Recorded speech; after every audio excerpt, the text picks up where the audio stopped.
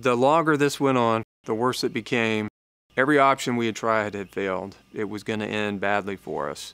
And literally within 24 hours, our case turned in a different direction.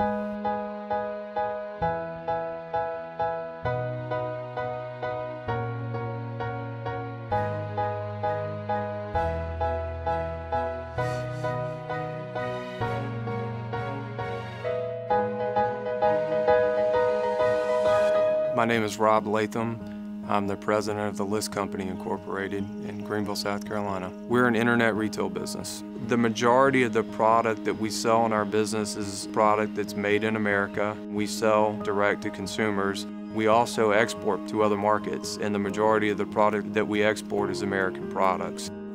I wanted to start my business after working with my grandmother when I was about 10 or 11 years old, stocking shelves for her in a grocery store. It was something our family did. You know, in a small business environment, your resources are somewhat limited. You don't have an in-house legal team to study regulations. You have to do that work yourself.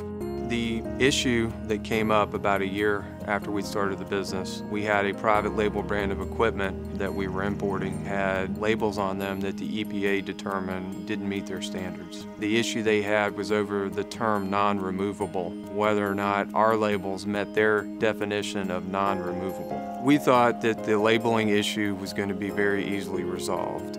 Because the products did meet all the environmental standards and the EPA confirmed that they met all the environmental standards, we felt that it would be a simple task to apply a label that they felt did meet the regulations. About 2 weeks later, they actually ordered U.S. Customs to seize all the inventory. We had very little product to sell. Our expenses went through the roof.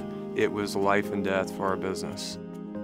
My wife was working 12 and 14-hour days at her job as a pharmacist to support the family. The fate of my business was in the hands of a bureaucrat in Washington. I was fairly confident that with the attorney's help and with the help of the EPA, that we would be able to resolve the issue. That was a mistake.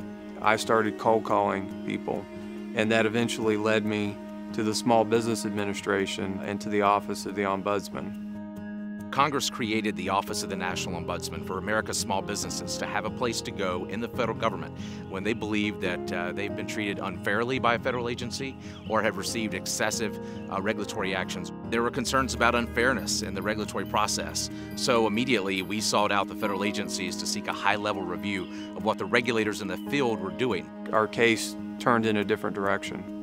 We were literally days away from having to cease operations.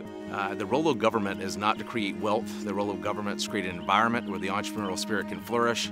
The total cost of this incident was more than what it's going to cost me to put my 3 kids through college. With this revised settlement, we still ended up having to pay a fine, but it did enable us to permanently resolve the situation, get the equipment into the warehouse. Our business resumed, picked up, and started growing from that moment.